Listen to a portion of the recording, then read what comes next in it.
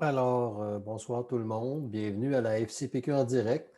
Ce soir, on a un programme, un petit peu différent, là. On a d'abord notre directeur général, Corinne Payne, a pris congé ce soir, un congé bien mérité.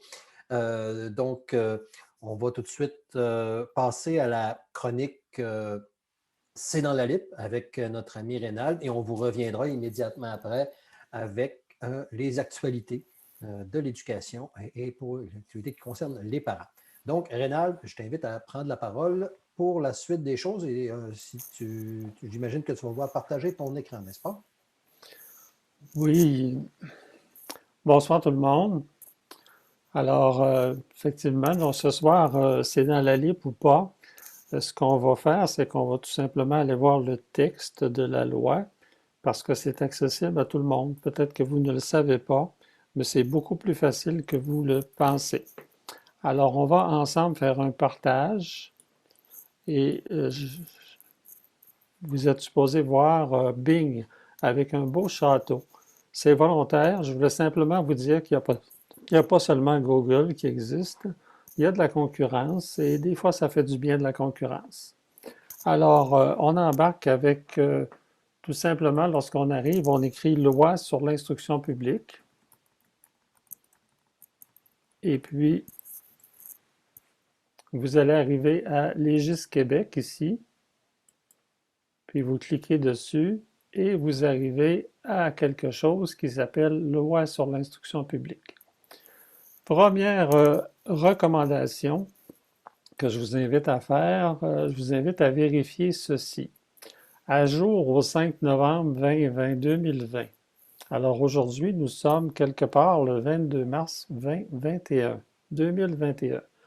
Donc, ce document a valeur officielle, mais vous savez, le temps qu'un législateur passe une loi à l'Assemblée nationale, puis ensuite que les légistes, les fonctionnaires, les personnes qui entrent tout ça dans les grands livres et enregistrent tout ça, ça prend souvent plusieurs mois.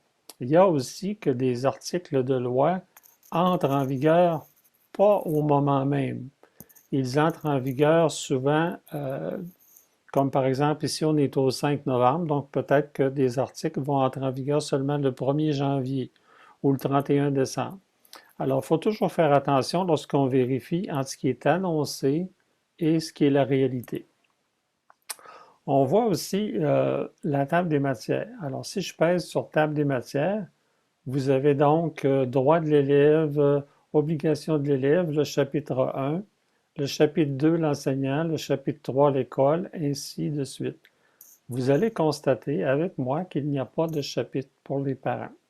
Ils sont là très présents, plus de 150 fois.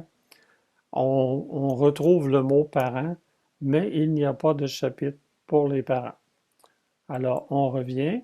Je vais juste vous montrer peut-être, par exemple, droit de l'enseignant. Alors, si je clique sur droit de l'enseignant, ben vous allez, là, je suis revenu, ce que je ne voulais pas tout à fait. Si je clique sur droit de l'enseignant, je suis supposé d'arriver, normalement, je devrais arriver à l'article, mais ce soir, on dirait que ça n'a pas fonctionné. Alors, je vais passer à règlement. Loi sur l'instruction publique. Il y a 29 règlements pour mettre en œuvre cette loi. Alors, vous avez par exemple ici un règlement sur les autorisations d'enseigner et vous voyez par exemple qu'il y en a un deuxième qui suit. Et vous avez le 2 et le 201. Donc, le plus récent, c'est lui.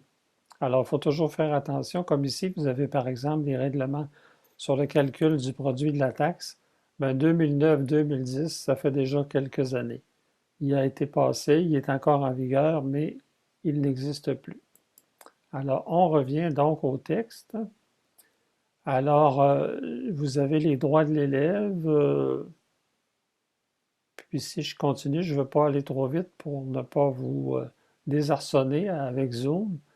Alors, quand vous regardez un article, vous voyez toujours en bas ici 1988, chapitre 84, article 4. 1990, chapitre 8, article 1. Ça veut dire que pour l'article 4, il y a eu une première écriture dans un projet de loi, et c'était l'article 4 de cette loi. Et il y a eu des modifications jusqu'à récemment, en 2020, chapitre 1, article 1, on l'a modifié. Alors, puis vous avez même des notes ici. Alors, si vous voulez savoir quels étaient le texte en vigueur avant, vous allez ici sur l'horloge, vous cliquez sur l'horloge et vous voyez apparaître les différentes dates. Donc, le premier texte, en 1989, le 1er juillet, c'était lui, qui est plus court. Puis vous avez celui maintenant, qui est entré en vigueur le 15 juin, est ici. Alors donc, ça peut être utile à l'occasion. Donc, je reviens au texte complet. Nous avons donc, je vais retourner voir à la table des matières parce que normalement, lorsque nous allons à la table des matières, si je vais par exemple ici au chapitre 5, Centre de services scolaires, je serais supposé d'arriver à Centre de services scolaires. Ça ne fonctionne pas. Peut-être quand ça ne fonctionne pas, c'est l'occasion d'apprendre. Quand ça ne fonctionne pas, c'est tout simple. Là, ça vient d'arriver.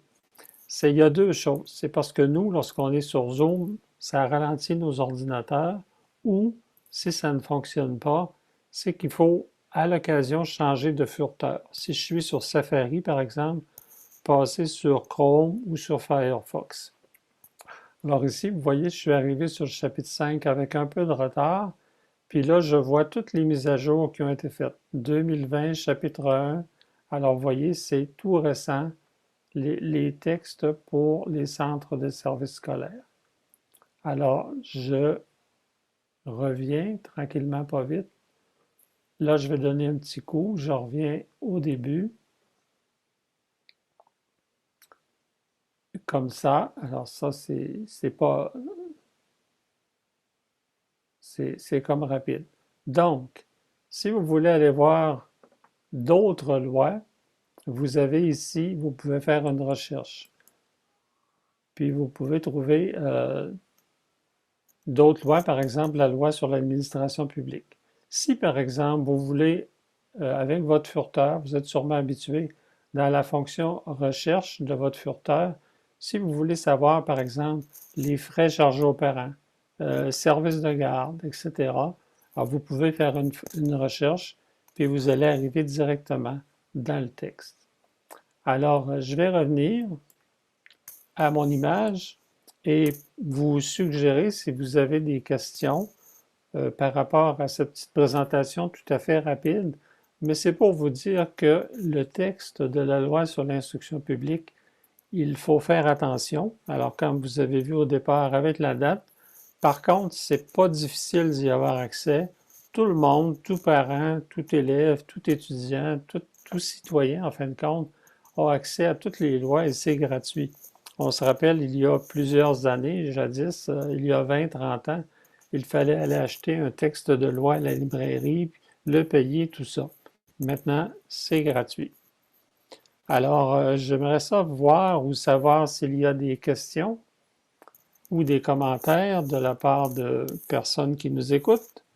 Je vous laisse un instant. Ça semble tranquille sur le clavardage pour le moment, C'est Rénal. tranquille. Oui. Alors, ma présentation a été, je pense que c'est bref, mais c'est clair pour ce soir, s'il n'y a pas de commentaires. Effectivement, je pense qu'on peut. Alors, on va passer. On vous remercie de votre écoute. Et si vous avez, ceux qui nous écoutent, si vous avez des suggestions pour la semaine prochaine, on va les recevoir. Là, je vois quelqu'un qui a marqué merci pour ces infos. Alors, j'espère que ça sera utile. Alors, à la semaine prochaine. En attendant, si vous avez des suggestions de sujets, nous, on en a, on est prêt pour plusieurs. Mais s'il y en a un qui vous intéresse davantage, allez-y. Merci. Bonsoir. Merci beaucoup, Rénal. Bonsoir. Oui, merci beaucoup, M. Beauchesne, de cette présentation-là. Pour ceux qui ne savent pas, M. Beauchesne, c'est un de nos formateurs chez nous à la Fédération, un formateur qui a quand même plusieurs années d'expérience, mais je me souviens même qu'à mes tout débuts dans mon implication parentale, là, M. Beauchesne était venu à mon comité de parents faire une présentation, donc j'ai des bons souvenirs de ça. Puis merci beaucoup de la présentation. En fait, moi, on en apprend chaque jour. Hein. Je ne savais même pas qu'on avait un lien vers les règlements qui supportent une loi. Donc, j'ai appris ça, entre autres, ce soir. Donc, merci de cette info-là.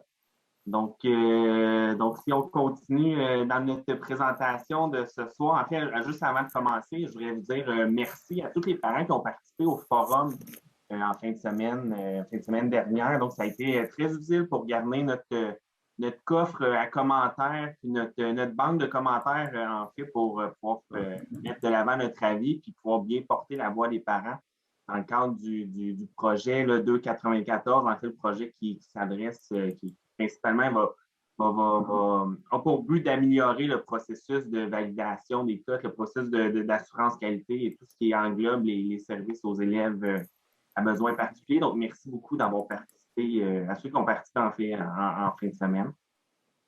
Donc, voilà, on peut reprendre la présentation, Hervé. Donc, les petites nouvelles d'actualité, en fait, ce qui retient beaucoup l'attention, en fait, qui a retenu beaucoup notre attention aussi aujourd'hui, puis au cours des dernières semaines, en fait, c'est le retour en classe de secondaire 3, 4 et 5. Donc, on se demandait bien sûr quand c'était pour être possible, surtout qu'avant, dans l'ancien orange, dans les anciennes zones orange de secondaire 3, avaient accès à l'école à temps plein. Donc, là, maintenant, c'est une bonne nouvelle hein, pour ceux qui sont en zone orange ou jaune, hein, pour un retour à temps plein pour tous les élèves là, dans les écoles. Donc, c'est la petite actualité. Puis, soit dit en passant, je pense que la prochaine diapo, le ministère a mis à jour aujourd'hui sa foire aux questions. Donc, entre autres, je vais vous inviter à l'aller. Des fois, ça peut être long à lire ou à trouver le sujet qui nous intéresse, mais ça peut répondre, en fait, à plusieurs questions de parents impliqués, de parents engagés ou de parents normaux aussi qui cherchent à savoir pourquoi une école a pris telle décision. Donc, ça donne quand même des détails plus simples des fois que dans les règlements ou dans des lois, dans des décrets. Donc, c'est bien utile, entre autres, là, dans les changements qu'il y a eu aujourd'hui. Il y a eu des changements sur les modalités en lien avec les zones. Il y a aussi sur les activités sportives et parascolaires, donc un bon bloc qui a changé là. Puis, une nouvelle question sur la présence des parents dans les écoles, qui peut être très intéressante à l'élève, parce qu'on sait que depuis le début de l'année, les parents on doit éviter de se rendre à l'école hein, pour autres raisons que des raisons essentielles. Mais là, il y a une question qui a été ajoutée, en fait, et surtout une réponse tant qu'à la présence des parents à l'école. Donc, elle est disponible aussi, cette liste-là, sur la page d'accueil de la FCPQ. Donc, vous allez voir, si vous allez sur notre site web, là, il y a le bandeau. Il y a 5 ou 6 sujets. Là. Donc, l'un des sujets, c'est il y a le lien vers la foire aux questions du ministère de l'Éducation. Donc, voilà pour ça. Dans les autres nouvelles d'actualité, vous le savez, on en a parlé la semaine dernière, donc les rendez-vous pour la réussite éducative. Comme la semaine dernière, moi, je vais vous encourager à compléter, à faire parvenir vos commentaires directement au ministre. En fait, c'est une initiative du ministre, ces rendez-vous-là, suite à la demande répétée de plusieurs intervenants et partenaires, incluant la Fédération. Donc, moi, je vous invite à participer. D'ailleurs, on l'a dit la semaine dernière, mais je le répète, d'ailleurs, sur le lien que vous avez dans la présentation, il y a un canevas de mémoire qui est déjà là, en fait, avec les questions. Donc, c'est quand même assez simple à remplir. Donc, moi, j'invite tous les comités de parents, les conseils d'établissement, les parents, à titre personnel aussi, d'aller compléter leur mémoire, d'aller dire ce qu'ils ont à dire. Puis, ça n'a pas besoin d'être long. Des fois, un mémoire, c'est un mot qui peut faire peur, mais en fait, c'est une série de questions que vous avez à répondre dans les encadrés. Donc, c'est assez simple compléter. Puis, si le cœur vous en dit, n'hésitez pas à nous mettre en copie quand vous allez l'envoyer, l'adresse courriel ou envoyer le mémoire où votre avis est inscrit. Donc, n'hésitez pas à nous mettre en copie à la Fédération pour qu'on reçoive aussi une copie de votre mémoire. On veut savoir aussi ce que vous avez, ce que vous avez partagé, ce que vous voulez apporter en fait au ministre de l'Éducation. Donc, on va bien sûr s'en servir nous-mêmes pour notre mémoire, pour notre avis ou pour le rendez-vous. En fait, nous, on va être présents le 31 mars prochain en avant-midi, donc pour ce rendez-vous-là. Donc, on ne se gênera pas pour porter la voix des parents là, envers le ministre et les autres acteurs qui seront présents pour entendre nos avis, nos recommandations qui viennent de vous.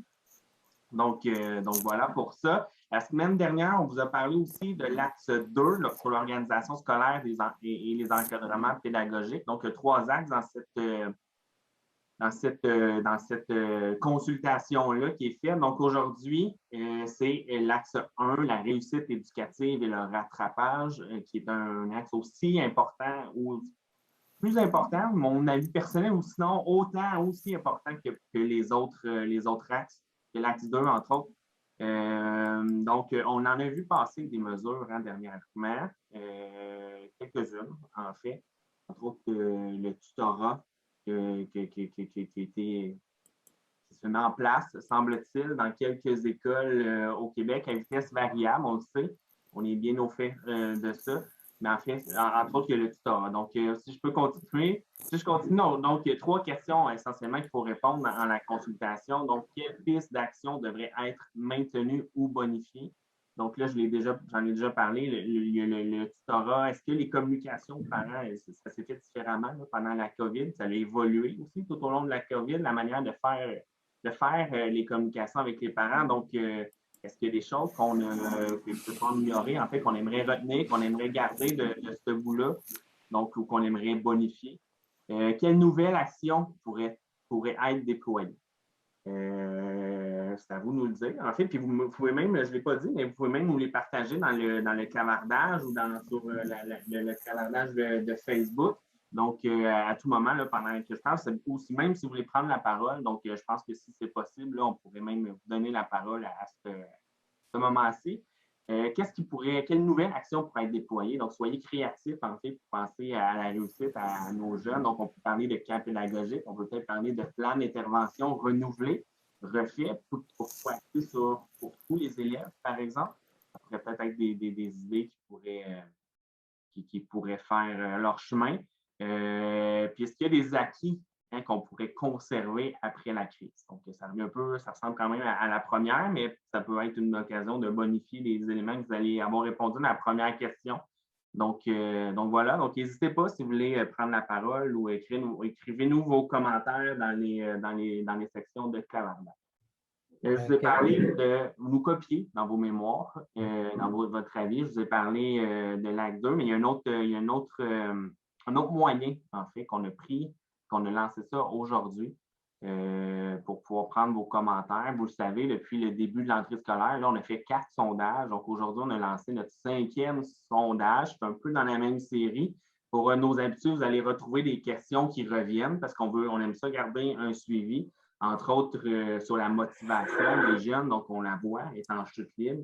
Là, avec le printemps, avec le congé de la semaine de relâche, avec l'ouverture pour retourner à l'école, est-ce que la motivation va reprendre une autre tangente? En fait, je l'espère, mais c'est une des questions en fait qui est dans le sondage. Mais on va aussi et surtout se servir de vos réponses à ce sondage de consultation-là pour en fait bonifier notre mémoire, bonifier notre avis, puis donner en fait pour pouvoir bien porter votre parole, bien porter l'avis des parents pendant les rendez-vous qui vont avoir lieu le 31 décembre prochain, le 31 mars prochain, désolé.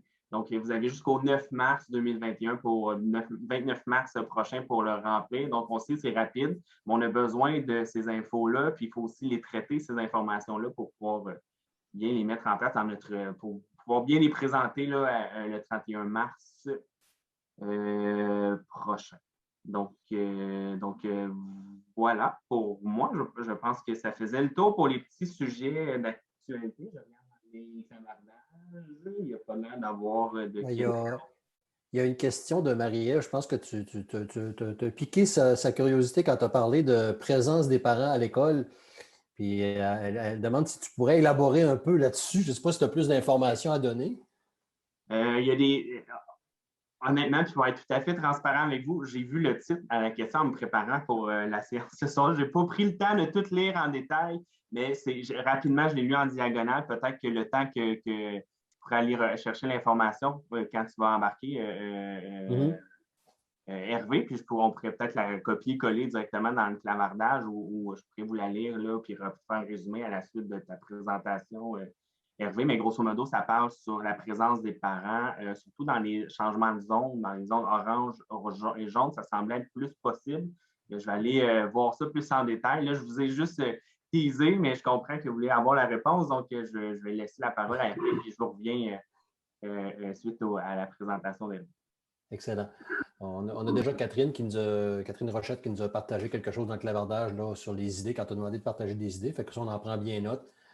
Donc, on vous remercie, Catherine. Et puis, je pense que Benoît nous a partagé la réponse à la question, mais on y reviendra. Je vais passer les dernières informations pour pouvoir y revenir tout de suite, si vous voulez. Donc, moi, je vais tout de suite quand même vous donner l'information que je dois vous passer ce soir. Tout d'abord, je vous rappelle qu'on a 2 nouveaux webinaires de prévus, des webinaires interactifs. Donc, pour un groupe en direct, qui pourront participer en direct avec les gens d'Escouade Édu.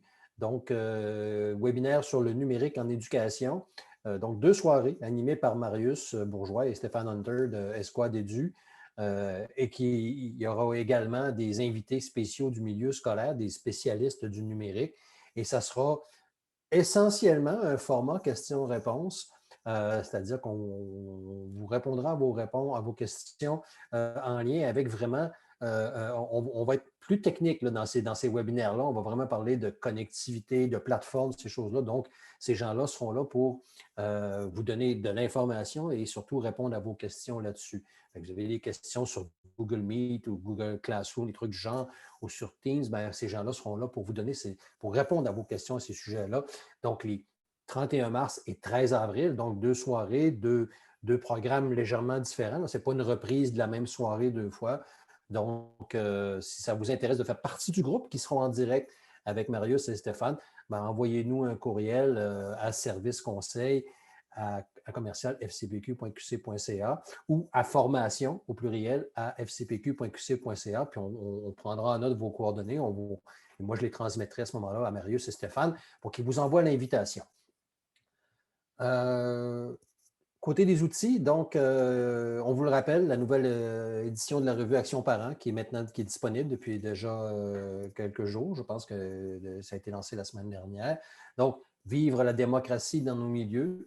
On comprend que la démocratie, c'est une valeur importante dans le réseau scolaire, mais ça peut aussi être un enjeu dans certains milieux, des enjeux de participation, des enjeux d'engagement. Donc, un numéro complet de la revue Action Parents consacré à la démocratie dans nos milieux. Et cette édition-là de la revue Action Parents est disponible en français et en anglais directement sur notre site web. Donc, vous téléchargez gratuitement l'Action Parents de notre site web. Partagez-la. N'hésitez pas à faire circuler le lien pour aller chercher la revue. Évidemment, comme d'habitude, je vous parle de formation. Donc, cette semaine, accompagner mon enfant à l'ère du numérique avec nos amis de l'école branchée. Donc, des partenaires incontournables pour ce qui est du numérique. Donc, vous aurez de l'information sur comment aider votre enfant, comment soutenir votre enfant dans son cheminement numérique scolaire.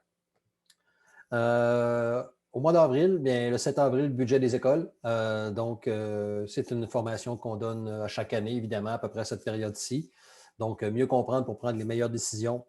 Donc, on va passer en revue avec vous, évidemment, ce qu'il faut savoir sur le budget de l'école et sur le rôle important du conseil d'établissement. Je le rappelle, le budget de l'école est adopté par le conseil d'établissement. C'est donc une responsabilité importante, une des principales responsabilités ou une des plus importantes responsabilités du conseil d'établissement avec le projet éducatif. Mercredi 28 avril, mathématiques, soutenir votre enfant ayant un trouble d'apprentissage, cette fois avec nos partenaires de l'Institut des troubles d'apprentissage. Donc, évidemment, si vous avez des enfants avec des troubles d'apprentissage et vous avez besoin de conseils, vous voulez quelques trucs, orientations pour les aider avec les mathématiques, parce qu'on sait que ce n'est pas toujours une matière facile. Alors, même pour un enfant qui n'a pas de difficulté d'apprentissage, alors j'imagine que quand vous avez un enfant avec des troubles d'apprentissage, les mathématiques, ça peut être un enjeu encore plus important. Donc, ne manquez pas cette formation si c'est votre cas.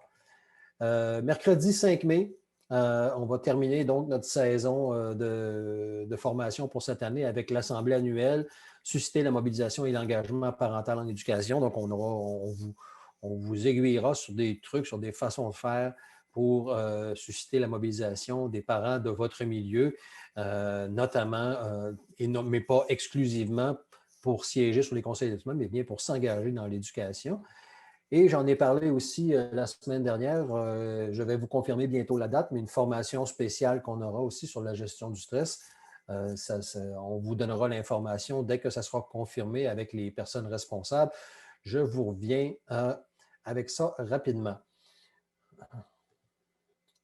Maintenant, le congrès, je le rappelle, les inscriptions sont ouvertes pour le congrès 2021, congrès virtuel, le premier congrès virtuel de la Fédération des comités de parents du Québec. Donc, du 25 au 29 mai, on vous prépare une belle programmation, d'abord avec une ouverture spéciale, avec des conférenciers invités spéciaux.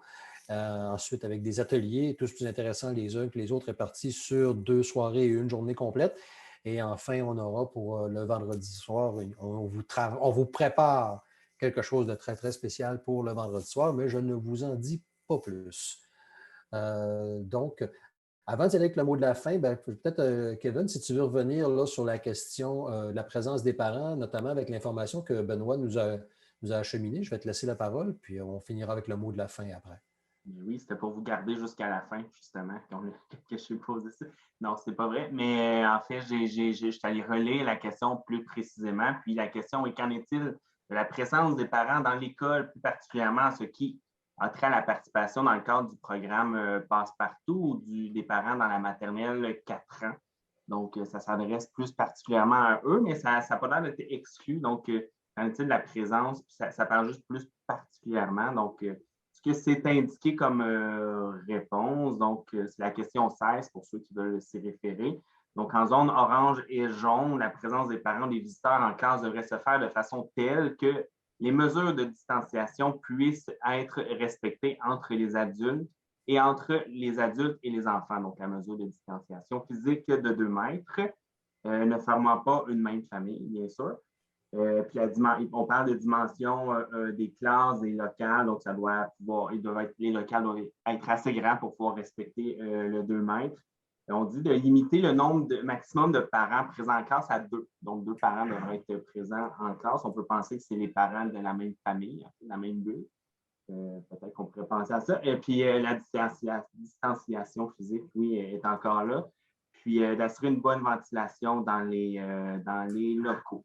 Donc, on dit aussi que les parents, tout comme les visiteurs, doivent porter le masque d'intervention à l'école. Donc, en zone rouge, les rencontres de parents devraient se faire dans la mesure du possible en mode virtuel. Donc, mais juste le fait qu'on arrive avec une nouvelle question qui vient toucher la présence des parents à l'école. Donc, je pense que ça s'enligne vers le bon côté. Puis peut-être qu'un jour, on va pouvoir reprendre nos rencontres de parents.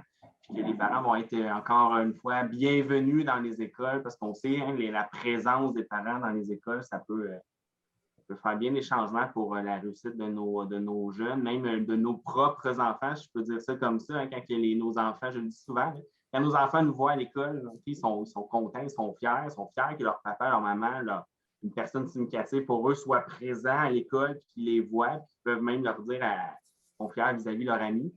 Je parle du primaire. Secondaire, c'est peut-être une autre chose. Je suis plus habitué avec les enfants du primaire, mais voilà. Donc, je pense que c'est une bonne ouverture là, qu'on voit. On voit un peu la lumière au bout du tunnel où que les parents vont pouvoir retourner à l'école. Donc, mais la question s'adressait plus aux élèves du préscolaire. Donc voilà.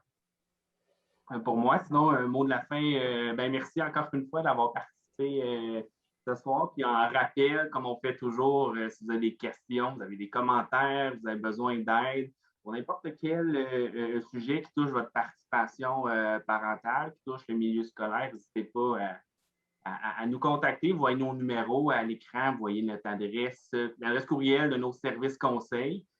Parents.Québec aussi, ça peut être bien utile pour vous diriger directement vers les bonnes ressources. Sinon, moi, je vous dis à la prochaine, puis je vous souhaite une excellente semaine. Donc, voilà. Merci beaucoup, Kevin. Merci aussi à Rénald et Marie-Hélène qui étaient avec nous ce soir du côté des panélistes et merci aux parents qui étaient présents. Alors, à la semaine prochaine. Bonne soirée.